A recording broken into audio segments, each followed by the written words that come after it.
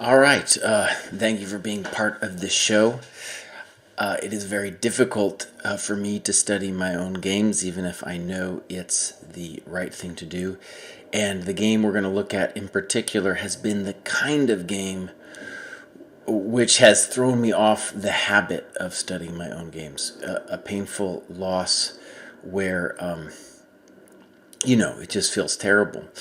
And that's the kind of thing where I know that I can simply stop doing it. And it's easy to get distracted by all the kinds of things in life, especially now. But even before this crisis, it's very easy for me not to diligently study my own games. Precisely just because it's so hard not only to do the work on the board, but to confront the terribleness of my own moves. So, this is a game I played. This is the last official game I played in February against an FM named Samuelson. And I was black, and, I'm going to come back to this position after saying a couple moves. It's white to move here if you want to think about what to do for white. So I like to start the show just giving a synopsis of what I've done in the last week, partly to hold just myself accountable to, let's call it a training regimen. In terms of fitness-wise, it's been a real struggle, and I only have two intelligent things to say, so I'm going to try to say them. One is something I've discovered is I don't make any progress physically if I don't have some kind of goal. It doesn't matter if the goal's stupid, right, or if it's irrational, but it has to be some kind of something, or else I'm just not going to get at it. And so the last time I was doing something reasonable was, I feel like last year when I was going to St. Louis, I was training for this 50K run, which is a dumb thing in itself, but it really kept me honest in terms of making progress with my fitness. And I had this challenge of doing 50 push-ups, which I miraculously did. And so anyways, I'm just saying I do not have any kind of fitness goals for myself right now. And so I know that that's a big problem. And, the challenges are very real. Like, I'm pretty sure I got this coronavirus. My hip has been hurting me. And then just yesterday, it's like, oh, man, I woke up and my shoulder was hurting me, like, amazingly. And I think that's part of being an old dude, too. It's like you just get injured in weird ways that you had no experience of before. So anyways, those are my woes. But I do think it's a big part of training, and like I said before, I think it's not just a physical thing where you have to be present on the board, but there's like a feeling of confidence that you need to have. So if you have any goals for me out there, I might be able to start running again. My hip, maybe better. Percy, thank you for reading Lisa. There's a copy of it behind there. I hadn't put it behind me. I don't know why. I have a poster back there. Lisa was a chess novel I wrote. I basically took some time off of playing chess around 2010 to 2013, really. It wasn't a time off in the sense I was writing a chess novel, but I,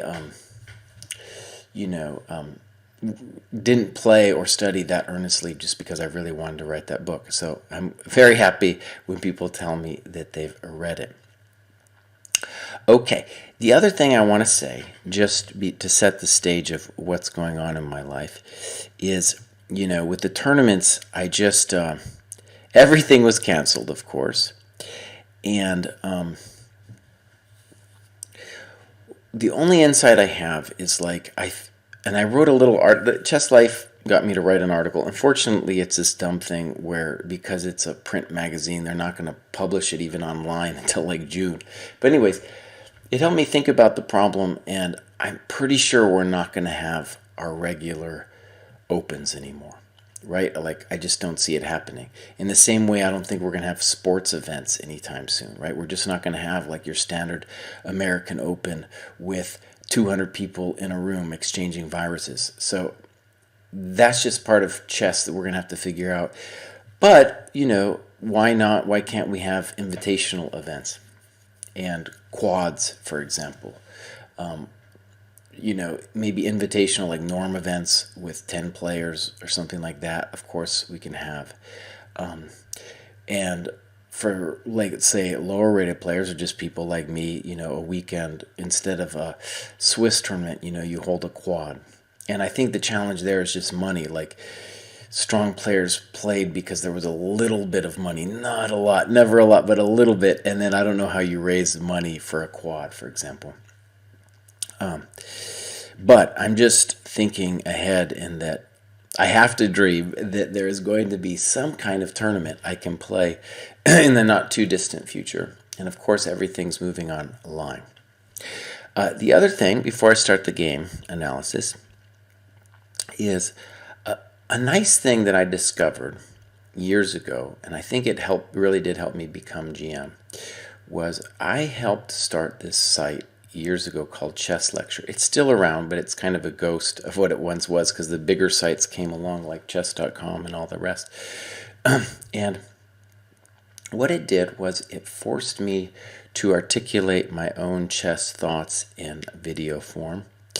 And so what I'm doing now in the last month with ChessDojo is nice in that it forces me to articulate what's going on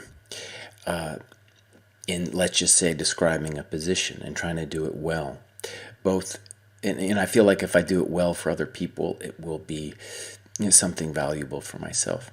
And the same thing here, I started this show before I even got involved in ChessDojo, the road back to 2500. And yeah, a lot of times I say dogmatic things at the beginning of this show, and a lot of it is just me trying to tell myself or put it as clearly as possible for myself what I need to do. And this show I'm very thankful for anybody watching too, because it really forces me to be like, okay, what are you doing? Instead of it being like, oh, maybe today I'll play some blitz or I'll look at that opening a little bit, and then there's nothing structured about it. So the good news, the really good news, even though I lost this game miserably, is that I did have several good study sessions, and I'm about to come out with a video that Kostya Kavitsky is helping me edit. Normally I just edit it myself, but this one we're trying to do well, about how you should analyze your games as the true path to chess improvement. And like I've said, I've often not followed the rules myself. But anyways, one of the things I say in that video that really makes sense is, like, when you start, you're going to only do like one page. You're going to have like just a couple points in the game you thought were interesting, and you won't have enough questions or vocabulary to address it. And the more you get into it, the more you realize, oh, there is a lot going on. So in this latest game, I am on move like 21, and I'm not even sure about all the analysis I did. But look at that, I'm on page 11. I'm on page 11 here with this game. So I feel like, and I'll show you guys, there's a lot of questions I have about what's going on here, and I really feel like I did some reasonable digging into what's going on. And I'm not done. I have not looked at it with the computer. Next week, I'm going to finish the game, and by that point, I might have like a full PGN to post, and let's say some kind of more clarity in terms of what the mistakes were, and yada yada. Okay, so let's get into this game, and let me say a couple words about the opening. I've played this guy before, and I won with white, and I drew with black. And the time I drew with black, the guy had played a very theoretical variation against the French, and I feel like I should have won that game as well.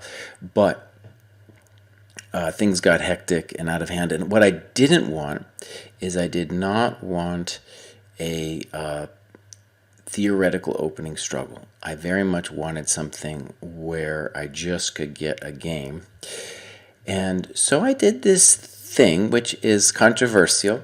My friend Joel Friedel does not like this strategy, but basically my opening philosophy is this: if you don't study openings that much, which I don't really, I don't believe in it, then what you can do is just learn about different structures and how to think about stuff. And then when you face your opponent, maybe you have a little bit of time before the game. Here I didn't have much, maybe like 15 minutes only.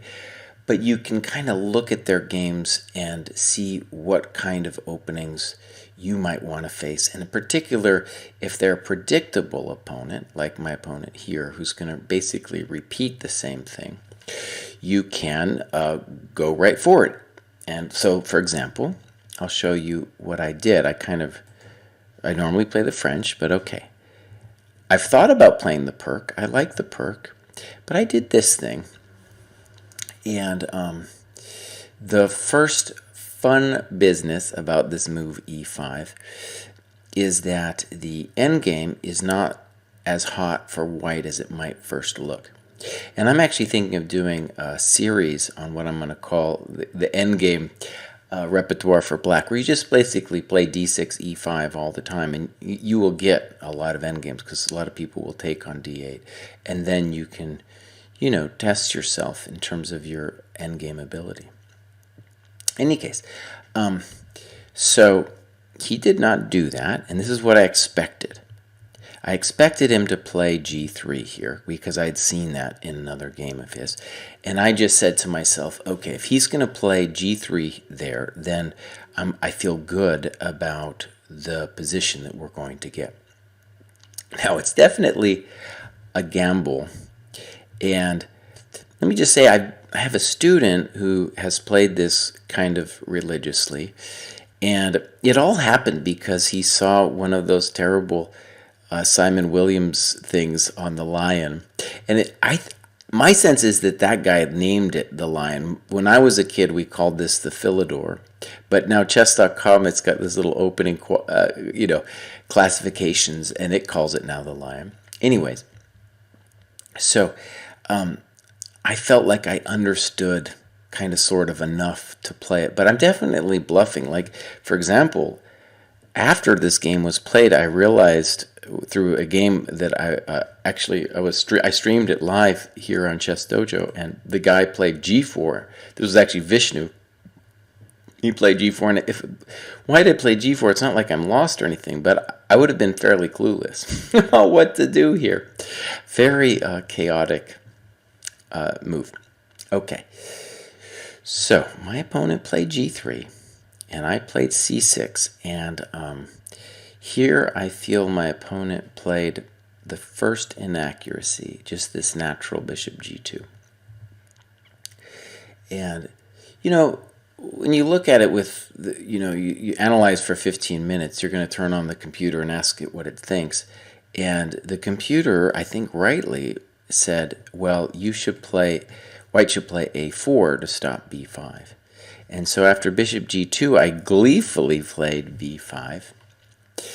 And the point is just space, and that my bishop on c8 can someday go to b7. And right away, I think we have the theme of the game, which is that the knight on c3 is dominated. Sorry about that here. I didn't call you Joel Friedel. That's my student. I'm sorry. Maybe I said something funny.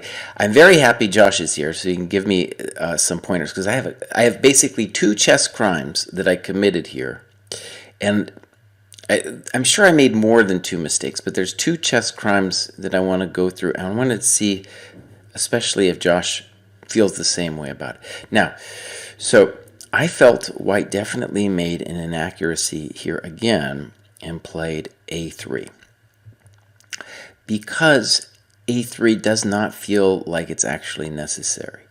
The point of b5 is not to play b4. I am not interested in b4. For example, castles b4. I don't know where the knight's going to go. You can put it wherever you want. I really don't think I'm taking that pawn. I really don't. I just think that would be insane after rook e1. So I had no intention of doing that. The point of b5 was really all about space. So, and space. And like I was saying, the imbalance here is that this knight is funny, right?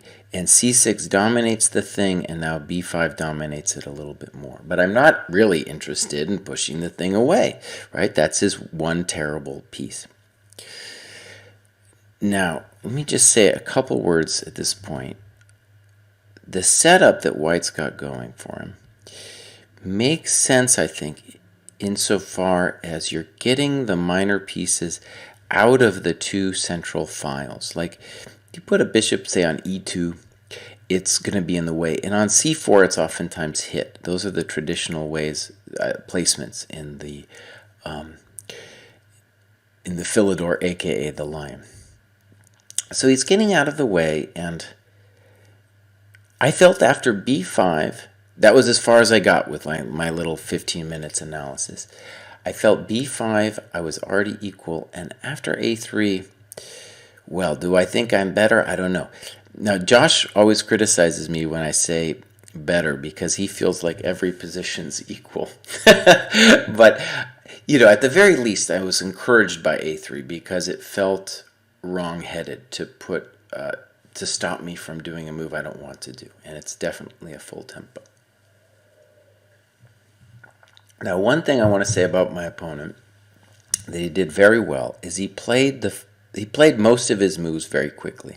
So even if he makes a couple inaccuracies here at the beginning, he did manage to, slowly, I'm going to get myself into a little time trouble later, especially when I lose my footing. So, what am I trying to say? Time matters. And the other thing that Friedel might criticize me on, Josh might criticize me on, is, and we're going to see, by playing an opening that I'm not really maybe totally familiar with, maybe we can say that the cause of my coming mistakes is at least partly due to an unfamiliarity with the structure. Okay. So Josh is saying he's not thrilled with knight a4. Well, okay.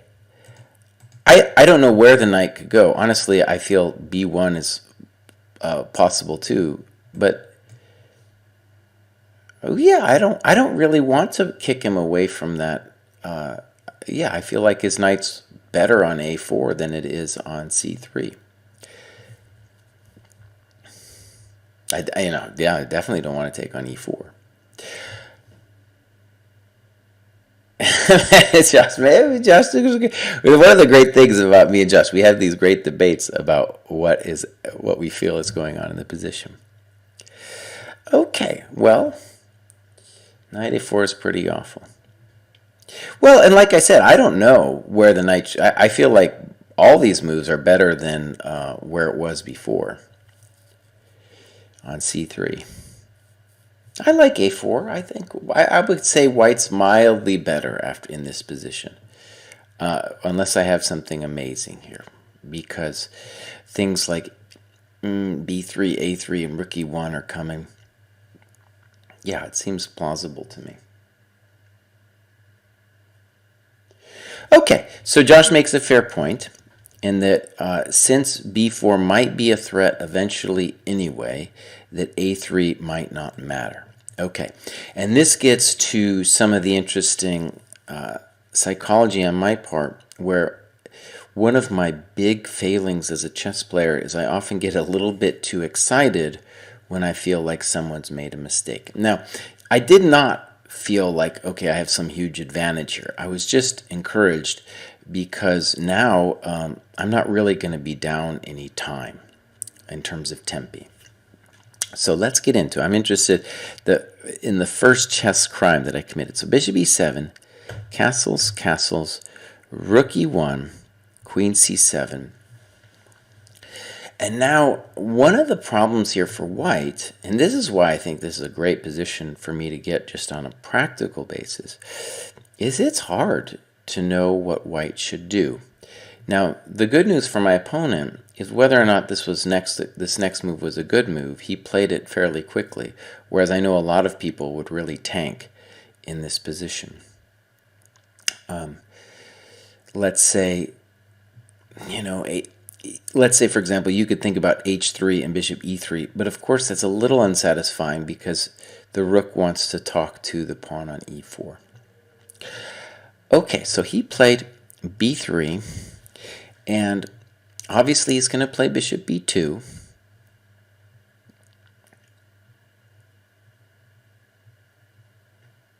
Okay, so Josh is making an important point that the knight has no clear path to improvement. And one of the problems with b3 is once you put your bishop on b2, you're going to have to improve the thing. And my opponent is going to try, and we're going to see it's controversial.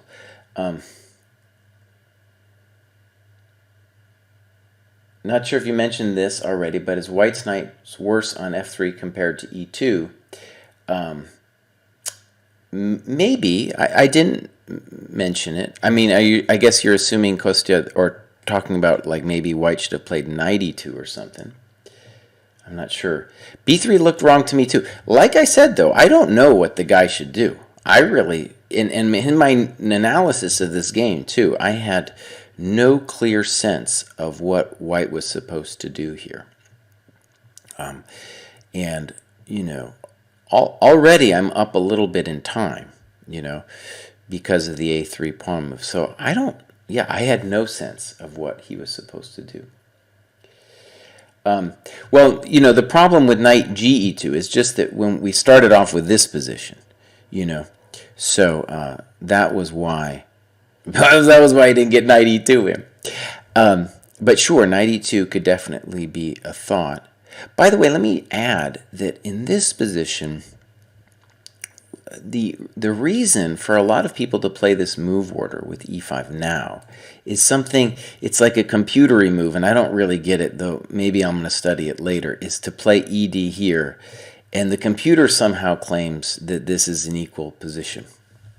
I don't know. Okay, let's go back, and yeah, it's a tricky position. So b3, and my move, let's see, actually, my opponent is really, he's still, so we had 100, I think it was 100 minutes for the game plus 30 seconds, and he's now over 100 minutes because of the increment. And so he's not really thinking at all, which maybe is to his credit. And one of the great things that I've learned from Josh as a coach is he was coaching Golden in St. Louis at the senior championship, and he was just like, dude, I don't care what you do, but you better do it right away, because that guy has trouble with time pressure. So let's see what happened. That move was easy for me to play. Bishop b2, bishop b7. By the way, I want to mention something about this knight e2 g3 plan. So one thing that I've done, this is going to look sillier, like what does this have to do, Kraai, with the position we're talking about? But one thing I've played around with black is this position here, and a variety of things can happen here. But it's a similar-ish position, and the key point is this knight is also dominated. So for example, b4 is a move. But now, either a5 or simply knight e7 to g6 directly, and the knight has improved a little bit at the very least. And this knight e7 maneuver could be employed also if the bishop were on e2. All right, let me get to my first, what I think is a chess crime, and we'll see if Josh agrees. So this all seemed correct to me. And now the guy, again, what does he do, right? What does he do? He thinks hardly anything and plays knight a2.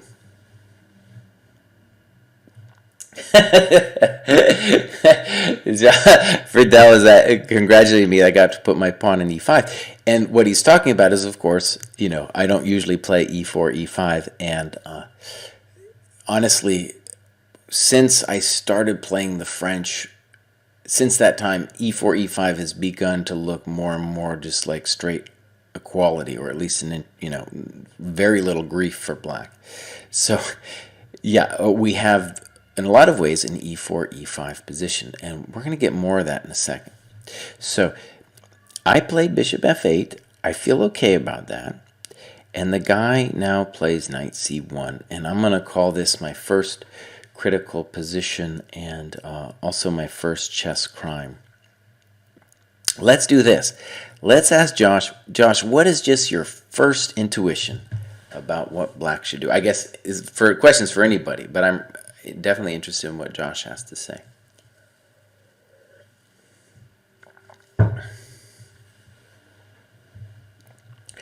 Josh says, this looks like the world's best Briar. That's absolutely right. And let me just say that in the Briar, you're looking at a Ruy Lopez where the dude plays knight c8 to d7 and then bishop b7.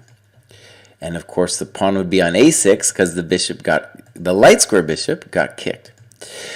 And while Josh is thinking about it, what I want to say is that it's funny in that we're getting like a Ruy Lopez position, but all the pieces are placed in different squares. And also, while he's still thinking, I want to say I was really like, this knight c1 thing provoked me. Like nothing provokes me more than a bad piece. Right? And so I had all kinds of notions now. I wanted to punish him. And again, I haven't looked at what the computer said, but I believed then, and I believe now, that black should be better.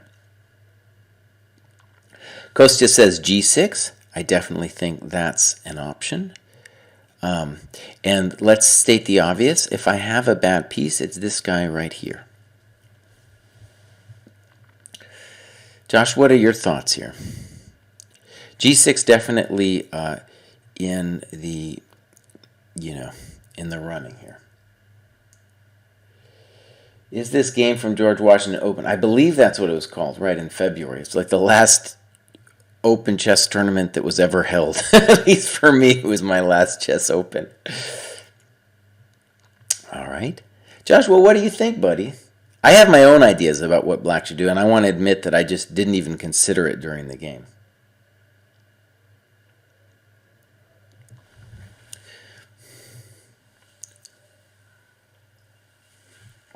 Josh is thinking deep on this one. Well, so my sense of this position is that, right, that white should be worse. And let me just say one thing about g6. Is it's definitely thematic, but imagine, say, snip, snip, and then let's say knight d3. The knight arguably now makes sense, and it's not clear why I should be better. One variation I considered, or a lot of variations I considered that are similar to this, is c5, and even let's just say c4. Is black really even threatening to take on e4? And my answer is I don't think he is, because anytime you do this, there's some kind of knight e5 business. Right, and I didn't see any clear path for black here, though I wasn't considering g6. Maybe there's some weird bishop g7 thing, but again, I don't think it's clear for me. I want to take on d4 and play c5. Good. I think that, let's look. That is, in hindsight, what I think black should play. Take this thing. Now, my sense is knight d4 is forced. And now I can't play c5 immediately. But I think I should just play a6. I could also begin with g6. But I think I can get away with a6 because knight f5 I don't actually think is doing the business. And then, of course, next move, c5 is coming. And, of course, let me just say this. My mind did not consider ed because, in general, I don't want to give up, let's call it the strong point on e5. And I didn't want to release the Kraken here on bishop b with the bishop on b2. So just intuitively. But white's chess crime is that the knight is silly, and the pawn on e4 is actually kind of hard to defend. And I think mentally, too, I had some mental block because I was like, the only thing this bishop is doing is at least defending the pawn, but now he has real grief with c5. Never played e5. So Josh says we take on d4 all the time, the e5 players. Right. And so this is part of Josh's argument about just playing one opening. And that makes sense to me. Though, to be fair, I feel like I was the one who made the chess crime here. Okay, and arguably I wouldn't have made the crime if I had been schooled in the ways of both the Philidor and or e5. So Josh is really going to not like the next one. And let me just say that my intuition was really bent on really hurting the knight on c1. And I wanted things like, I was even considering a5 with the notion that, say, knight d3, and then I roll him up, for example. There's a number of reasons a5 is not going to work. One is he could just do this, and we get that very similar position to the one we were just talking about with g6, where c5, and he can just play, at the least, he can play c4. And I think I'm worse, because then the bishop is bad. So I was obsessed with that, and here's my crime, Josh. I played c5. And let's see, so that was my first thing too. I thought for 16 valuable minutes on c5. And my sense was that after d5, I wanted to play c4 and, fight against the knight on c1.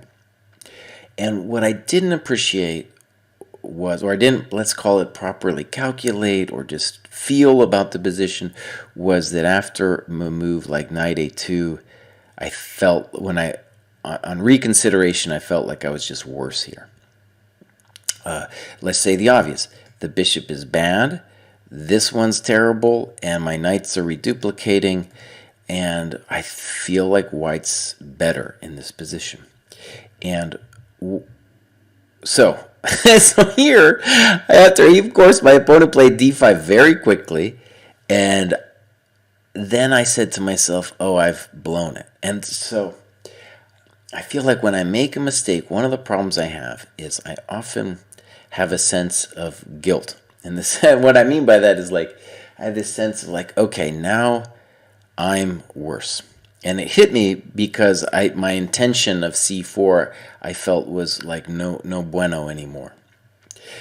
And maybe it was a thing with like him going back. I didn't appreciate that was going to be strong. But I feel like after knight a2 I don't have any play, and he can later come to c3. This guy's coming here. There's no juice for me, I felt, over there on the queen side. Okay, so here's an interesting thing. Josh says it's probably not so bad, and I kind of sort of agree. And one of the few things I understood about the Ruy Lopez that I was able to apply here is that I said to myself, we now have a Ruy Lopez structure in the Chigorin when white plays d5. I can go through that move order if you like, but it's just a structure where the thing I knew, let me say this before I go into it, the thing I knew was that even if black makes an inaccuracy, he's only going to be a little bit worse, not like catastrophically worse. Okay, so and then Joel's saying, Josh is saying that instead of having funky knights over here in the Chigorin, I have a stupid knight on a5. Let's just say this bishop is now completely terrible, though. I really have some really terrible pieces now. Okay. So I think my next move was okay. I felt like I needed to prevent c4. Can I do other things than what I did? I think so. But this one, in hindsight, I feel like it's okay. It did hurt me a lot to play, and it costed me a good another, almost 10 minutes on this thing, 9 minutes to play knight b6. And it hurt me because it's really fairly dominated by the pawn on b3. Right. Josh approves knight b6. Okay, good.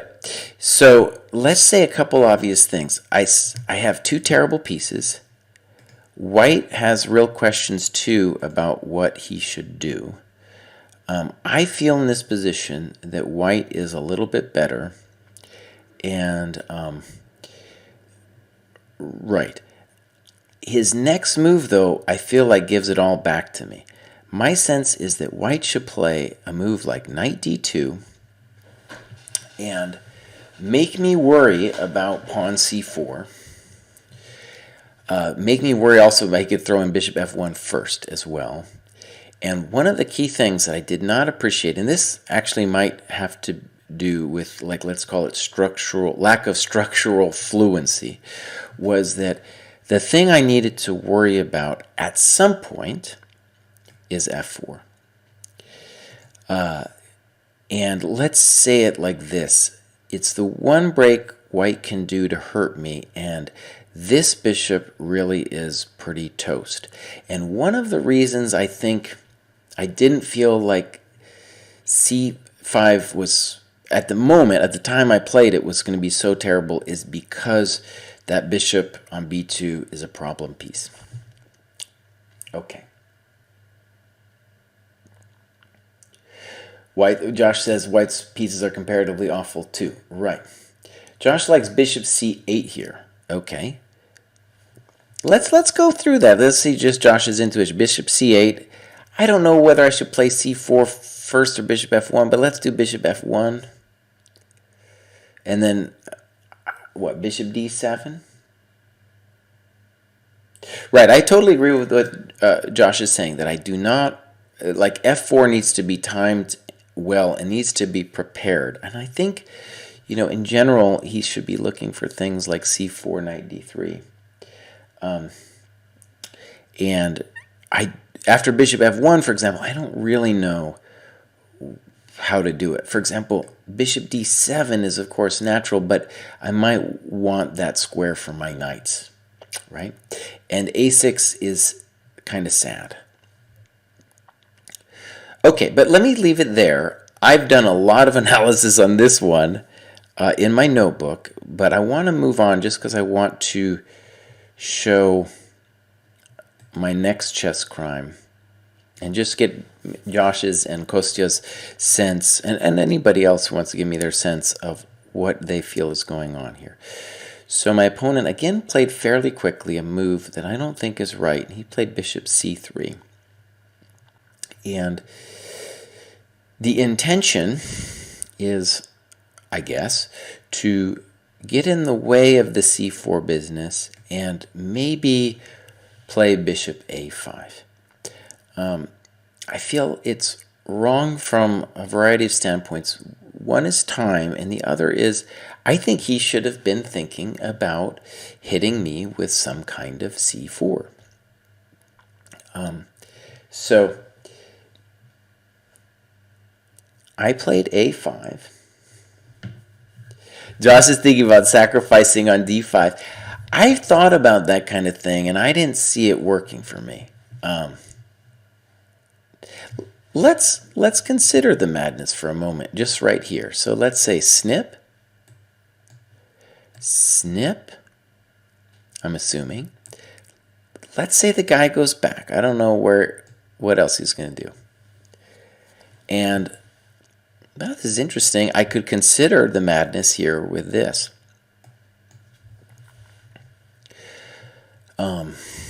Definitely an interesting position.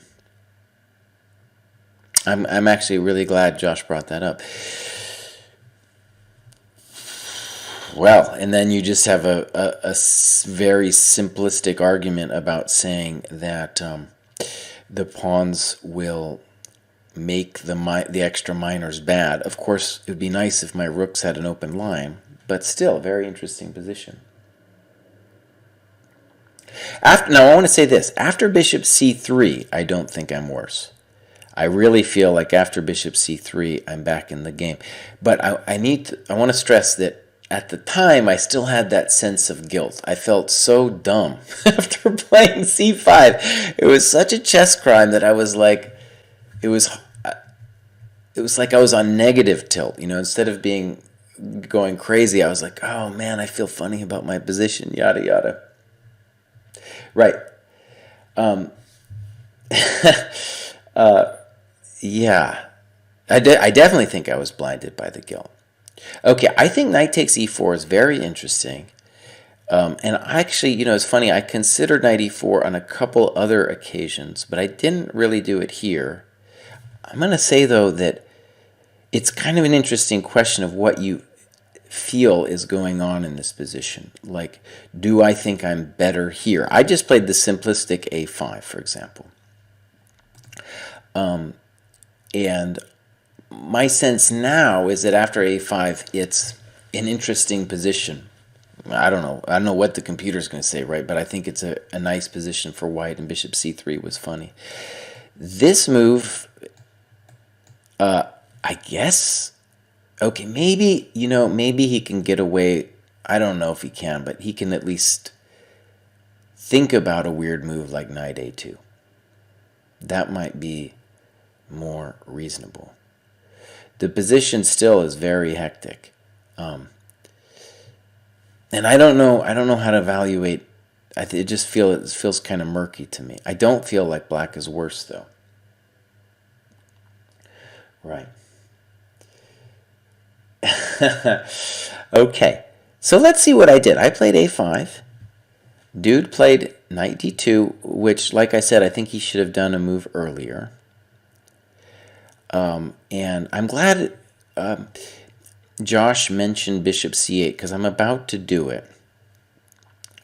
I played g6, and in a funny way, after the game, I was like, oh, I wasted time and yada yada, but I think g6 was okay.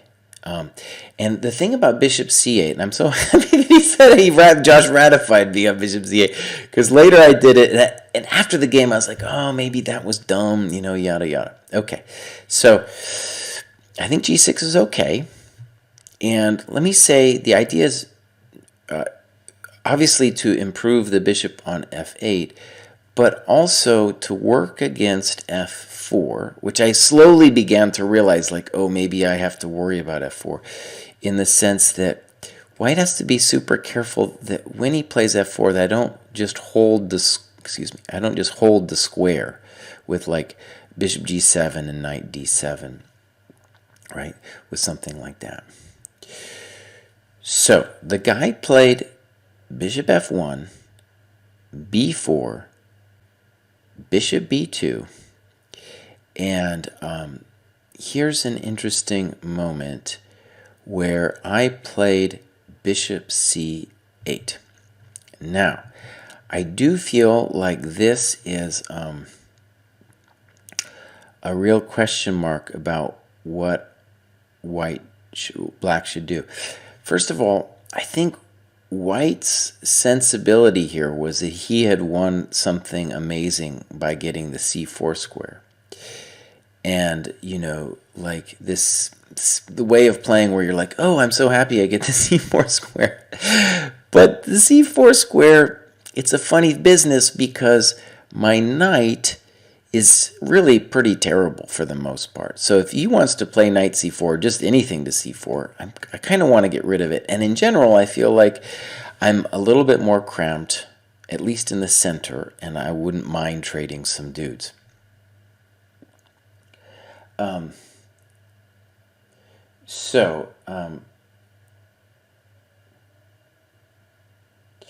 Josh says bishop f1 is a bigger improvement than g6, so I think what he's implying is that he would rather me play bishop c8 here. Where, you know, where there's going to be an interesting question of like, well, still, what do I do right here, right? And let's just say, well, Josh is going to tell me what he thinks black should do, but let's just say the intuition behind bishop c8 is obviously the bishop on b7 is terrible. Because it's hitting the pawn, I need to improve it. But really, we have a King's Indian structure. Excuse me, I didn't mean to do that way. King's Indian structure. The pawns are pointing that way. And so really, the bishop would love to dream about starting some drama. Okay, so Josh, you're saying I should play bishop d7 here. Interesting. I thought about that too. I wasn't so opposed to b4, honestly. I don't think it actually does much to hurt me, though. Okay, maybe I take it back. I take it back. Because there's a variation I'm going to show just now, or just coming up, where I think he could have gotten a small edge. So, right, bishop d7, and I'm more holding. I'm not giving him any squares, and honestly, one of the nice things about him for when I play b4 is I improve, actually, his stupid bishop on c3, which is just completely misplaced. Okay, so let me just say that even with b4, there's an interesting question about like what black should play here, and g6 I think is totally plausible, but a plan that I still like g6 here, actually. Feels fine to me. But I like what Josh is saying as an improvement in this position, that here we really, by keeping the structure flexible, and keeping that stupid bishop on c3, we make it much more difficult for him to do anything. Well, okay, let's question that a little bit. Like, could he get away with some kind of f4 now? Like, isn't that's at least a concern, right? I feel like that's a concern, because now I do not have a knight that can go to d7. Now, yeah, that makes me a little nervous. Do I know exactly what's going on? I don't, but that just makes me a little bit nervous. Sack on d5 and take on f4 even. Okay, let's look at his madness. Let's look at Josh's madness here. At the very least, it's fun. Yeah, that's fun. Do I know what's happening? Not really, but that's a fun position. One thing that would make me nervous about this is that my bishop on f8 is poor. But of course, he's got his own problems. Like, let's just say, I don't know, takes, and if knight f4, then knight d3, right? It's interesting. Yeah. White's king is trashed. Okay. Okay, that's interesting. One thing you're seeing is that Josh is really willing to smash it with knight d5. That's an interesting approach. Just to be like, dude, I'm coming in. That last position, I don't know what to feel about this one, honestly. Like, this one, and obviously, like, knight d3 is coming next. This bishop is good. His pieces aren't bad, though, whereas my bishop on f8 is bad. Nah, I don't know about this one. Well, but, you know, okay, Josh says f4 looks ridiculous. I'm just saying that would be the move to make me nervous, because my bishop, and maybe he could prepare it too. Maybe knight d3 first, though always with knight d3, he has to worry about the c4s of the world. But okay, I appreciate the suggestion. I think that's totally fair. Josh is gonna scream when I do my second crime. He played bishop f1, b4, bishop b2, and now Josh will be proud of me that I played bishop c8. Where he won't be proud of me is that I had used, like, I've got 49 minutes left, let me put it that way, because I can't do math. I can't subtract it from 100. And dude has only used like 22 minutes. So I feel like I got this right, the bishop c8 move. After the game, it's a real interesting question about what's going on here and why. Of course, the other way to do this is to play bishop a6. And the controversy about bishop a6 is that that's my good bishop, and really White's bishop on f1 is not the greatest soul that anyone's ever seen. So, okay, bishop a6, I spent a lot of time analyzing the thing. Bishop c8, here I felt that it's an interesting question of what White should do.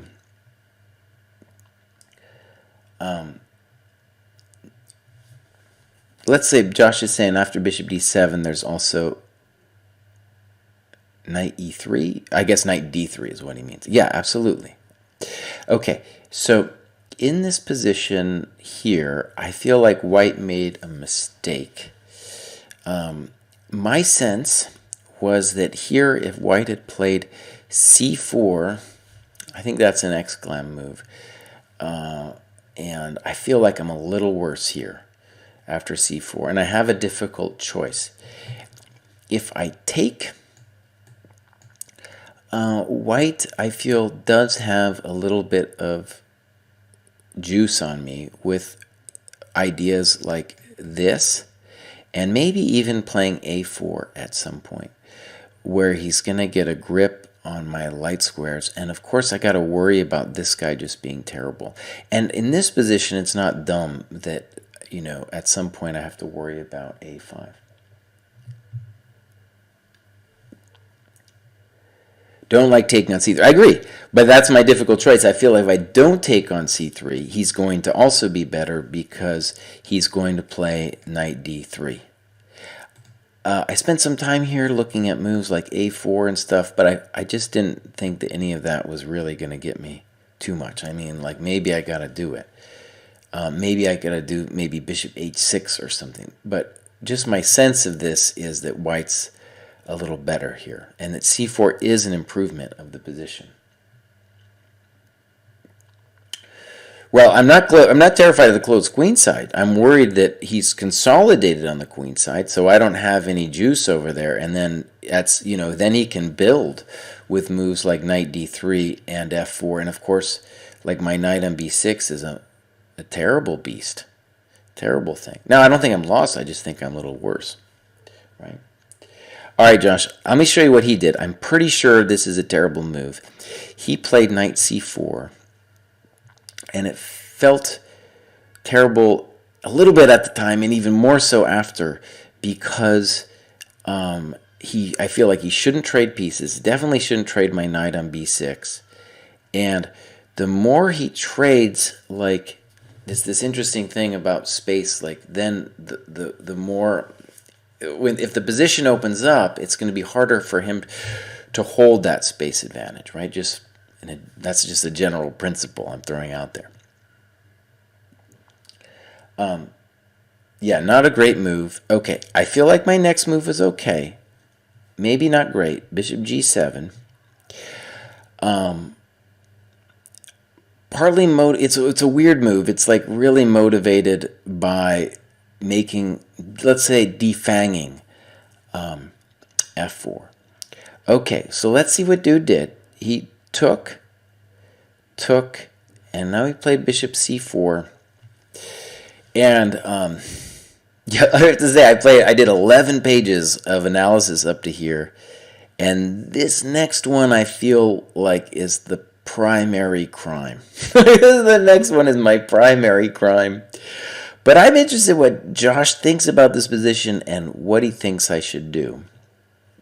During the game, I did not have a sense of like who's better and why, and now I feel like I'd rather be black.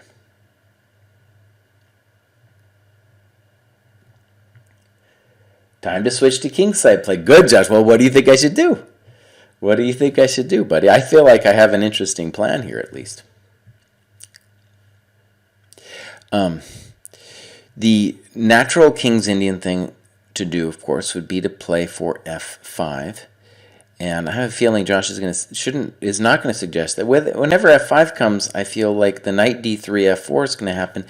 And, this is the dream of, obviously, of why he wanted to put the bishop there, is to get some juice against my king. I like h5. Very good. And this is, I feel, one of the great things about this show today is that we had Josh on, who is an expert on this e4, e5 stuff. Kostya is as well. And I want to say I made one of the worst chess crimes, at least let's call them positional chess crimes in recent history here. And part of it definitely was that I felt totally reasonable about my position here, but I did not really have a clue about what was going on. And I think the simple way of putting it is, yeah, we're in an e4, e5 structure, but in a lot of ways this is a King's Indian kind of deal that we're in now. And, in the King's Indian, it's not always just f5 that you can play, but you can play h5, and it is very pleasant here with h5. And one of the points is not just to attack the white king, but if I can get h4 and hg in, then if f4 ever comes, my knight lands kind of with a thud on g4. And so that's a big win for me if I can get that. And I spent some time here looking at like the knight d3s and f4s of the world, but it is very problematic here for white. For example, knight d3, h4, f4. Let's just say I take the thing. And knight g4 is a thought, but I think even here I just take because this thing's hanging. And if e5, I think I just take the thing. And he doesn't have, I don't think he has even close to enough juice in this position. And if, the other thing you could consider is this thing, but I came to just, even though it looks kind of threatening, I came to just say to myself that that was probably just lost for white, because once the queen comes here, it's like the vampires come to the wedding. So I'm going to go ahead and I'm going to show everybody my terrible move. It really is criminal.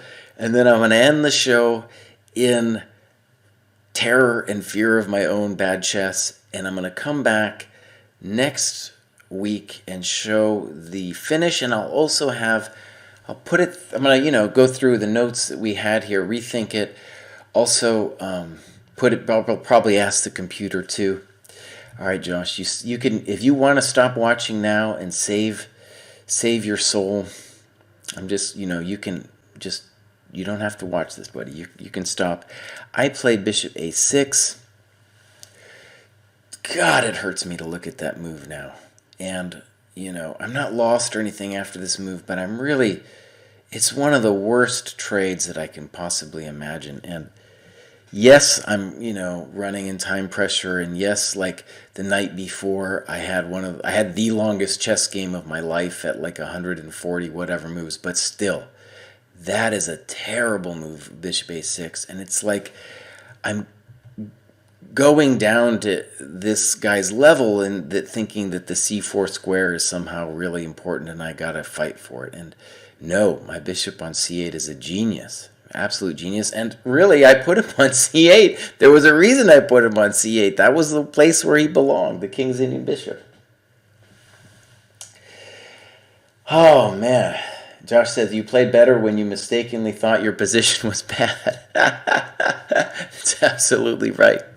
Okay, everybody, I'm going to end this show now. Thank you for watching, and I'll be back next week. Josh, thank you for being here. Bye-bye.